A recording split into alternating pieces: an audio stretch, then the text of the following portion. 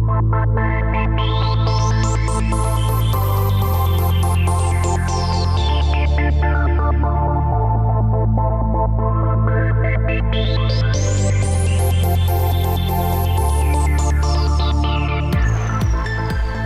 is Seeking Delphi, episode number 31, Ethically Aligned Design in Autonomous Systems. I'm Mark Sackler. The future lives here. When it comes to the ethics of disruptive technologies like automation and artificial intelligence, one could easily say, with apologies to Mark Twain, that everyone talks about it, but nobody does anything. But one organization is doing something. IEEE, the Institute of Electrical and Electronic Engineers, has recently issued a 290-page book of guidelines for autonomous systems, entitled Ethically Aligned Design, a vision for prioritizing human well-being with autonomous and intelligent systems. It's the work of hundreds of contributors under the auspices of IEEE's Global Initiative on Ethics of Autonomous and Intelligent Systems. John C. Havens is the executive director of the initiative. He's previously been on Seeking Delphi to discuss emotion AI and his book, Artificial Intelligence. I spoke to him again recently to learn more about the latest IEEE work. John, welcome back to Seeking Delphi. Always a pleasure to have you here. Thank you, Mark. Really appreciate you having me back. So you were previously on this podcast about a year and a half ago to talk about your book, Artificial Intelligence, and the potential ethical issues in autonomous systems, artificial intelligence, robotics, whatever. But in the meantime, you've been working in a formal sense with IEEE to come out with what's now their Ethically Aligned Design first edition, a 290-page book. So tell us about the evolution, a little bit about the evolution and the purpose of this publication.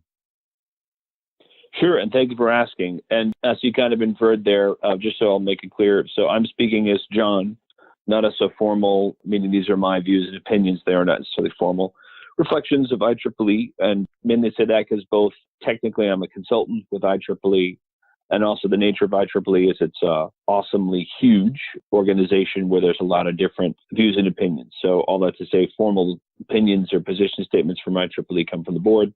I'm speaking as John. So yeah, my role, however, which is full-time, which is love doing, is I'm the executive director of a program called the IEEE Global Initiative on Ethics of Autonomous and Intelligent Systems. And the volunteers, there's now about 2,000 people who are members, but the more, let's say, active volunteers, 400 or 500 people who have helped write what is now, it's kind of the third version, but we're calling it the first edition because the first two versions were also requests for inputs and sort of drafts in one sense. But the 400 or 500 people who wrote it are global in nature. It was mainly North American and Europeans, but there are over 50 people from China, South Korea, and Japan. We have a smaller amount of members from places like Brazil, Africa, and Australia, New Zealand. And I'm very proud of it. It came out, it's a free Creative Commons document, and the first edition came out about 3 weeks ago. Clearly, with 290 pages, there's a lot in here, but can you give us like a general overview? I know there's some overall guidelines that are enumerated, that are outlined, and maybe you could talk about those before we try to get into some specific examples. Sure. There is a general principles section, and like so much great work that's happening in the world these days, like the European high-level experts group latest version of their paper that came out, which is just fantastic. And Raja Satila, who's our chair, is one of the members of that group. We have two other people on our executive committee, the amazing Francesca Rossi and also the amazing Virginia Dignam. Raja is also amazing. Forgot to say that. But all three of them are fantastic. They're also three of the people on that group. In our case, some of the general principles that open up the general principles chapter. The first one is human rights. And that one is one that makes us unique from other documents. And I want to be clear, too, there's been some conversations about this type of stuff on Twitter. It's very important to not say, in my opinion, that one set of principles or documents or whatever is better than someone else's, because better is, A, is somewhat irrelevant, B, especially in terms of ethics, a lot of the work is to be much more clear and say why a certain type of thinking comes from a certain perspective and leave any sort of moral or bias-based judgments off of it. That said, I do think it's also important to talk about when there are similarities between different principles, what they are.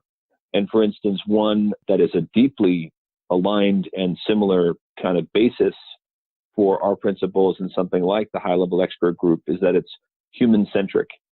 Human-centric has different definitions, but technically it's things like having human-in-the-loop mindset, which is that, at least for many verticals and uses of these technologies, there has to be the ability for a human to intercess in something and either shut something down or be able to have a ongoing, not intervention, because that always makes it sound negative, but more of a sense of human in the loop, like how do humans help train data or avoid bias.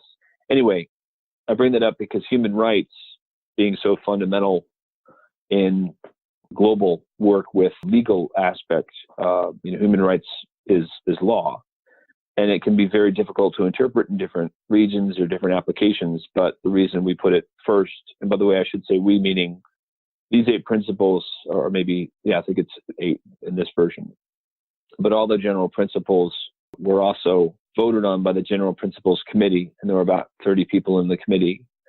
But also the logic is that all those principles from all the other chapters, the 9 other chapters, those committees would say, hey, for the list that was in version 2 of ethically aligned design, we align with those, or also here's a principle that needs to be added. Anyway, so human rights is the first. It also makes things a little bit easier in one sense, meaning that if you're going to build something and you knowingly know that it might violate human rights, then that's certainly a good time to pause and say, is this something, I guess, fundamentally that we want to build? Or secondly, why would people interpret that this is going to violate human rights? And this becomes the opportunity for clarity, for building trust. And also what's really challenging is how human rights is interpreted around the world. But you have to have those conversations and know that what you're building is going to affect humans and their rights. And a core of what we believe with the initiative is that all of these things, or as a lot of it at least, needs to be discussed before you even start blueprinting, because it's not the time to ask these questions once you've built something. You have to ask these questions at that time as well. But if you don't ask the fundamental questions at the front end of design, then you may build things with bias or without the considerations that would actually change what you built, even for the time that it's going to be used for testing. Can I interject something here, John? Yeah, please do. That would be in terms of human rights. You mentioned Chinese. Now, obviously, human rights are viewed differently in China than in the West, and I'm wondering if was there any conflict there in reaching these guidelines in that regard? The short answer is yes. And I think it's easy. Again, this is me speaking this, John, also not for the whole of the initiative, but it's easy to pick any particular country in a certain context and say that country has human rights violations. I'm not a human rights lawyer. It is not my expertise. But from my understanding, you can point to any country, and depending on the timing, you can say that country, broke these human rights violations. In the States, certainly there's issues that the States is struggling with, where, yes, it was a challenge because even framing something as human rights, also, sometimes people can say, this is outside of China, by the way, that phrase can seem somewhat Western. Human rights, one thing, we have a chapter called the Classical Ethics in Autonomous and Intelligent Systems chapter, which I really love. And it points out when we had our first version of our paper, Ethically Aligned Design, we got a lot of feedback saying this feels quite Western. And that's how we actually found a lot of our Chinese and South Korean and Japanese members, was they said this feels Western in sort of meaning Western ethical traditions, which is quite Greek and focused on the individual, versus more Eastern traditions and also Global South can be more communal focused. And even that paradigmic level understanding, for me, I speak for myself, and again, it's different than the human rights conversation because that's not my expertise, but from a perspective standpoint, we hope that helps to say any particular current human rights issue in any country that a reader of the document would say, well, that's a concern. great. Meaning if you feel something's a concern, then that's going to help you as you build something or communicate about these issues. But be aware the same people that you're concerned about may come back and say, well, what about the human rights issues where you live? And those conversations, if they can be done, hopefully in ways that aren't first and foremost judgmental, which is really hard. And by the way, I don't mean saying, depending on the human rights, quote, violation, they may be horrible, whatever they are. So I'm not saying that you would be accepting of the violations. What I'm saying is that if the conversations can't even happen because a person is judging with their perspective and their bias without even understanding that paradigm level difference, well, I'm from the West, that person's from the East, and that frames how we're even going to approach all of our life, let alone this particular issue. For me, at least, that chapter was incredibly helpful to say, I'm going to try to at least approach things, asking more questions and trying to learn, and also asking the questions from people who live there, who work there, who create policy, to try to have a basis for creating things that will increase overall human well-being. All right, to go back now to the global guidelines, let's continue. Sure, and thank you because you're letting me be chatty, which I appreciate, Mark, but it's a good conversation. Two other principles I'll mention, which are the first three, and I may be getting the order wrong, but one is called data agency. And data agency versus the term privacy, we think is critical. I'm co-chair of the chapter focused on data agency with the amazing Katrina Dow, who is the co-chair. She's just brilliant in the space of personal data and identity issues. But privacy, protecting a person's privacy, however that's defined in whatever country, nowadays, especially with the EU's GDPR, the General Data Protection Regulation, means that now companies have to follow certain processes to obey EU law. And if they break it, then they can be fined, et cetera. Well, that in the past couple of years has been a reason why a lot of users in America and around the world now click new types of privacy statements when they go to a website. And what I think is so incredible about that is it's the first time since I've been in the personal data space for about 7 years that anybody, I'm sure, Mark, for you, like friends who aren't in this space would have been like, why am I clicking all these things? What's the deal? Well, that means there's a new level of communication and care that companies are now putting towards data, especially for European citizens, because that's what it's geared towards. However, what the other aspect of the privacy conversation that needs to happen, and these are questions also government and surveillance and all that type of stuff, or advertising, tracking issues, that can all be, by the way, positive, right? I don't mean to use either of those terms, surveillance or tracking, in a pejorative sense. I mean surveillance, governments in airports, things where we are being kept safe and where we want to opt into having advertising algorithms track our purchases so that we can have personalized recommendations. All that said, in short, the idea of being tracked from the outside in, whereas individuals, what that means is we click consent agreements, where I'm using air quotes for consent. Air quotes being because we kind of don't know all of what we're consenting to, and reading a 40-page document saying, here's what you're consenting to, then just, it really in one sense means everybody understands that people aren't really reading it. And while it's easy to say, well, you shouldn't click on something or sign something that you haven't read or fully understand or agreed to, we're at the point now where that doesn't really make sense to not participate on a Facebook or a Google or any of the platforms that people enjoy. To sort of say and I'm not inferring or any way that people are being tricked. I'm just saying that to tell people sort of well, this button is something you do, but everyone knows you're not really reading it and stuff. That just means that there's not clarity, there's not trust. Whereas data agency is this idea of putting people at the center of their data. And putting people at the center of their data means that using something that's tied to an identity marker, and that just means you can prove you're Mark and I can prove I'm John.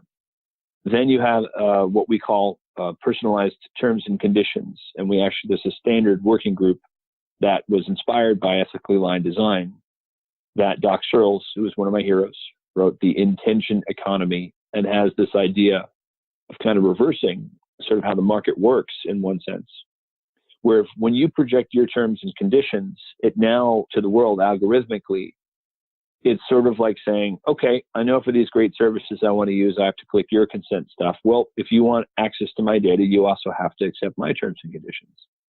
And if it starts to be at an algorithmic level, the reason you're put back at the center of your data is there's this whole ecosystem around what's called sovereign data or things like smart contracts, using blockchain type tools, where you can exchange a small amount of data for a certain amount of time and really have, in one sense, more control over your identity. You can still also be tracked. You will always be tracked from the outside in, but where you have the sort of sense of being able to have your own terms and conditions, then there's this parity where you get to say, well, this is what I want. This is what you want. Now we can discuss together what that means. I do have a question for you in that regard in terms of that negotiation, because, of course, I just completed an interview with Kari Wolcott from Intel Ambient Science, where she talked about the potential negotiation in the system with digital twins. And I wonder if that's something down the road that has been addressed. Yeah, no, I'm really glad you mentioned digital twin. There's another standards working group that Katrina is actually chairing called IEEE P7006 is the name. And it's focused on creating, the term there is more of an AI agent. Twin, I think that's probably the same thing that you were talking about, and tell me if I'm wrong, but where you're sort of creating a protection in one sense for your identity at an algorithmic level is, in one sense, you're creating, if not a twin or a doppelganger, a sense of like, well, I'm John Havens. If I know what my terms and conditions are, I can keep kind of an always-on algorithm that can broadcast, as it were, my terms and conditions. That, in one sense, is a twin, as it reflects my views and values about data sharing. How the AI agent model that we're trying to build in 7006 takes that sort of a step further is to say, well, cool, now you've got that reflection of who you are. The protections of it, the word agent almost could be a number of things, like a lawyer actually protecting you. The agent also would know, like, representing your best interests with the stuff you want to buy. But it really just means essentially a parity, P-A-R-I-T-Y, a parity of the same way there's all these amazing, technologies that can know all these nuances of our actions and that has insights about who we are, our values, our personality, our identity.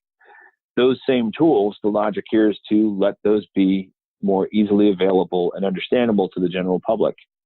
And then that, I'm assuming maybe this is the case with Intel as well, that twin of yours is essentially an actor who is working on your behalf first and foremost, so that when the thousands of algorithms that track you, you have a more always-on version, as it were, of aspects of who you are to handle things, so you could get like texted or something or emailed, hey, X number of algorithms today did not honor your terms and conditions, so they were thwarted or turned off, or you may want to examine. It's sort of the logic, like Mozilla has done great work in this space, like with ad blockers, or that's kind of how I think it's going to look to people. We're going to get some kind of announcements or emails, be aware of X, and then you'll just change your preferences or not work with certain brands, for instance, if they don't dedicate or they don't give you the same trust that you're trying to give to them. That all makes sense. It does. So you had a third one of the overall guidelines you wanted to talk about. So which one was that? Oh, thank you. That's WellBeing, which is something that's close to my heart. My last two books focus on this. The subtitle of the entire paper, since the first version, is a vision for prioritizing human well-being with autonomous and intelligent systems. A couple things about the word well-being. Usually people think that it can be synonymous like with happiness or mood, which is understandable. But in the economic well-being world, and this is with places like the OECD and the EU or the United Nations with their World Happiness Reports, well-being in the actual like world of positive psychology or in these economic indicator worlds is actually synonymous more with a word like flourishing. And we use that word, the Greek version of the word, or vice versa. Eudaimonia is the Greek word that the English version is flourishing. And the other term is life satisfaction. So I'm just breaking this down because when you have a term and measurements for something about both mental and physical actual health, meaning that's the well-being term we're used to, and you can say, are the autonomous and intelligent systems we're building, can they provably both align with and increase positive human well-being? Then the logic is what I'm building going to increase mental and or physical health? And if not, that is a warning sign. Oh, this could harm mental health, for instance.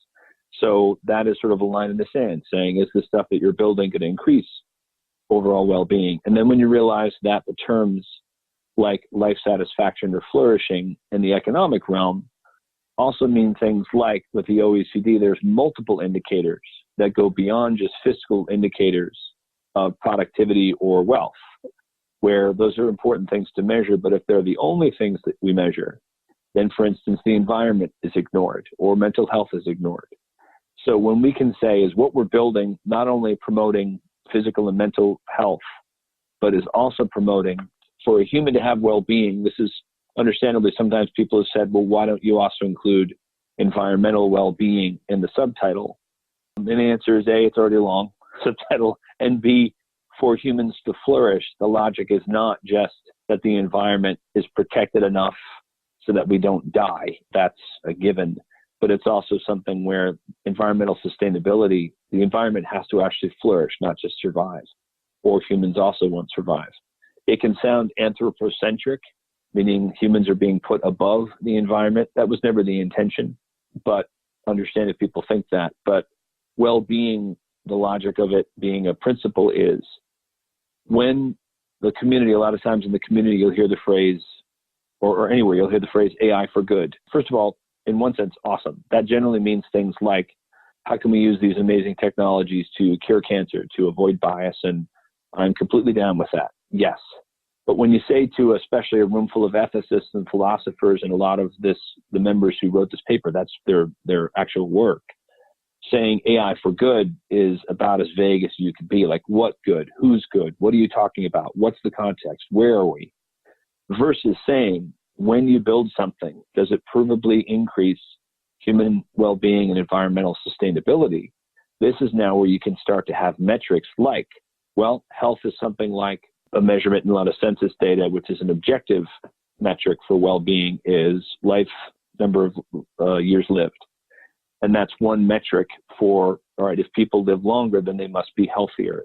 And whether or not a person agrees on that or not, as a metric, the point is that is a metric used. A subjective well-being indicator is a survey, meaning you ask a citizen, are you satisfied? What's your life satisfaction about living in Denver, Colorado, or Beijing, China, or Norway? There, a citizen is saying, well, this is my reflection of my experience, and where life satisfaction is not just GDP-oriented money stuff, but also, do you have access to education? Do you have access to, clean environment? Then when a citizen gives a score, like on a scale of 1 to 10, 10 being the best, if they say their life satisfaction is 3, then that means that's a red flag. What? And then you can ask them, is your mental health, what's the issue? That gives you something to work with. If it's very high, then you can also ask a government or whoever, say, that's encouraging. We think like we're doing good stuff. So all that to say is, especially those 3 things together, and by the way, I'm not minimizing the rest of the principles, things like accountability, transparency, et cetera. But those 3 things do make our principles in our document unique, because human rights data agency and the increase of well-being as a definitive way to say what we are building is increasing positive societal and human flourishing. Those things we feel are unique and hopefully helpful for anyone who reads them. So we see a lot on human rights, human well-being. Let's get a little bit more out there. You, as the author of Artificial Intelligence, have talked about emotion AI, and with that ultimately comes the potential for creating perhaps machines that deserve their own rights. Is that something that's been addressed, to the potential advent of a conscious machine, or is that kind of still too far out there to be looked at in this current initiative? Sure. There's the law section. I'm not objective at all. So let me just further state my bias. You'll hear me sort of say like, oh, another one of my favorite chapters, because they're all sort of my favorites, because it's, when you have the baby, as it were, but also the volunteers in all these groups, I know them personally, right? So the law chapter of Ethically Aligned Design First Edition, Nico Economou was one of the co-chairs, along with John, who's the committee co-chair. His last name will come to me in a sec. Anyway, their committee is fantastic, and their section is about 40 pages long. The second part of their section focuses on this idea of, it's different terms from a legal standpoint, usually robotic personhood. So there's a lot of the legal side in there. Effective computing focuses on the field of emotion AI, as you talked about it, which is the study of affect. A few things are the way you even asked your question, and I may not get all the exact words right, but they certainly, how you asked it, right, I think he said something like, ask machines get more emotionally savvy or something to that degree. What you'll read in the paper, which I also agree with, is, and again, this is me, John, saying this, but also from a scientific standpoint, at least right now today, the machines are not emotional. The machines reflect their output is something that we interpret as having emotional aspects. So in one sense, everything is being anthropomorphized. A machine saying, I love you, Mark, or I love you, John, can make you and I feel emotional. The logic of, is the machine itself demonstrating from its own consciousness or its own sense of innate being, as it were, emotion, at least the empirical science side of it. And now I'm speaking for many members of the initiative and a lot of the scientific community, at least today, is the machine itself is not emotional. This is not to judge, by the way. If you read the classical ethics section, there's the Shinto tradition in Japan that does imbue it says it better in the chapter, but a sort of spiritual aspect to objects or artifacts that are created by people. And also, if someone wants to believe, meaning it's their faith-oriented perspective, that a machine right now today is real, I'm not here to judge them. But the reason the language is so critical is right now today, if you build something and say, this companion robot is emotional and it can help you with your emotions, the people at least building it, there's a sense of disclosure where, not intentionally and not in any way probably to cause harm, of course, but someone creating that companion robot, a lot of the disclosure aspect in the effective computing chapter talks about this, is critical. Where the disclosure is, and you want to say it in a way that doesn't sound too geeky or turn people off or minimize the benefits of the machine or system, but is to say, look, and all the things I'm going to say right now, it would have to be said in a soundbitey way, in a much more clear buyer or user-friendly way. But is this companion robot, what it actually is an amazing android, meaning it's a robotic device. It may have a morphology, meaning it's made to look like either a person, or it might be made to look like a small, cute thing. Either way in the design, and this is all of human-computer interaction, the designers know, or at least they should, that it's particularly because of how they make that device look and act, as it were, meaning its code. And when I say act, I mean the actions or manifestations of what it does. Those are designed to, when they interact with humans, knowingly beforehand, elicit certain things. So when you have a robot that might look, quote, too much like a human, I know you know this term, of course, is the uncanny valley, where you're like, I know it's not a person, but it's made to look enough like a person, it's kind of freaking me out. Well, that level of discomfort, which is called the uncanny valley, it's not that it's good or bad, it just is. It's just, especially the first couple times a person interacts with that android, that will be there. Does that mean it will stay? Not necessarily. Does it mean if the person's first interaction with that device can be mitigated by disclosure, and you can even tell them, hey, be aware that when humans first interact with this, you might have this kind of weird feeling. Well, then why wouldn't you disclose? That's only going to build trust. More importantly, with things like elderly or with kids, where something is presented as being emotional, that is, I'm quoting here now from the effective computing chapter. Well, not quoting, but this is what's in there. There's a very fine line between what's called nudging, robotic nudging, which is something that you want, which, for instance, even something like a Fitbit provides a form of nudging where you're buying it because you want to watch your weight or exercise. So you get a reminder, hey, you haven't run yet today, or you haven't taken all your steps. That might irritate you, but you're in on it, right? There's disclosure and data and all that. You said, I'll share this data. You're in on it. Manipulation happens when, say, a companion robot, even if it's with a loving intent, is put in the midst of, say, an elderly person, and they just sort of say like, oh, this is a cute looking robot made to look like a dog or something, and they start interacting with it. But it uses voice analysis, or it can speak back. And there's already a lot of data showing that bad actors are, elderly are very easy, sadly, sometimes to steal from. So the device can very easily manipulate emotionally someone and then have them do something. Hey, maybe you should donate money to this, whatever. Am I saying that's what all of AI creators are intending? Not at all. Of course not. But this is where right now today, this absolute specificity of saying The robots and devices today are not inherently emotional. They are built with code. They are built with sensors to measure our facial expressions, our micro expression. That level of disclosure is what's critical. And the conversation about consciousness is a longer one, but I've already answered really long so far, where it's in some ways a distraction if the rights, and I will say this because human rights being the first principle, where robotic personhood and rights, the clarity is about things like liability and those things. Those are really important. But I think then the conversation should be changed to something like device liability concerns, where the word robot rights, meaning that device over there, will it have the same or similar rights to a human someday, is not only a distraction, and now I'm speaking just as John, is also, frankly, kind of an offense to who humans are today. Because we're women, people of color, LGBT community, whoever it is, the rights, immigrants around the world are in there's so much trepidation about the actual rights of the humans that are here now. That to say, well, we also want to be considerate of who or what may come. I applaud in one sense the empathy, but it's a big distraction, from the rights that still aren't being handled now.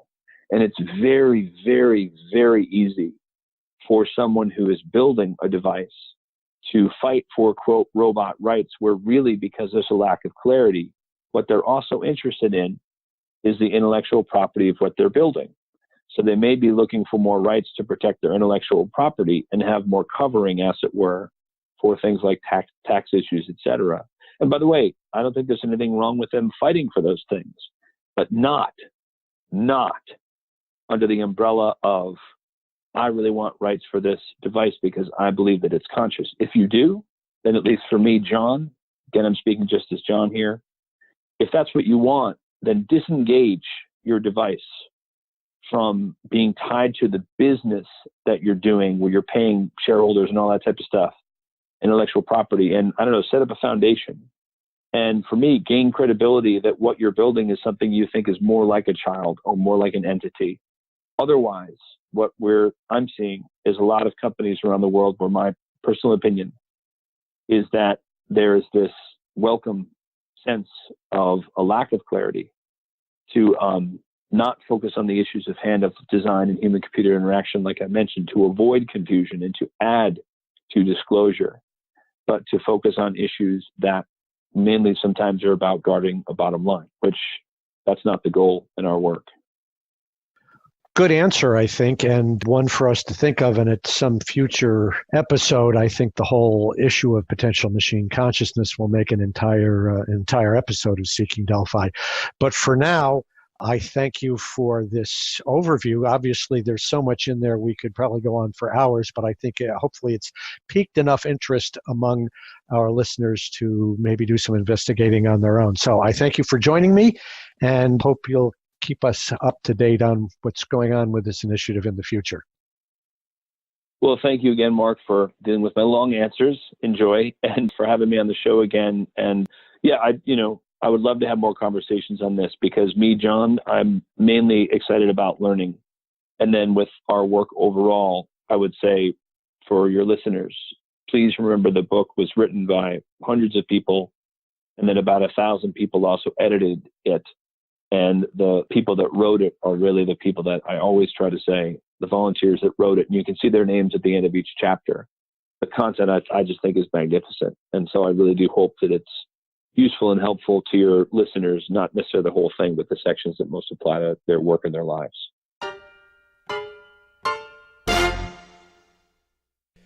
This ambitious work, with all the effort that went into it, is an important first step.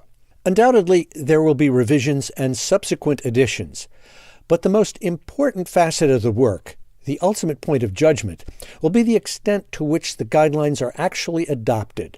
If it's successful, it might well prove an effective model for ethical standards for other disruptive technologies, particularly those in biotechnology. My thanks again to John Havens for joining me and to you for listening. Be sure to subscribe to Seeking Delphi on iTunes, YouTube, or Player FM. My technical assistant is Mohammed Maroof, and until next time, I'm Mark Sackler.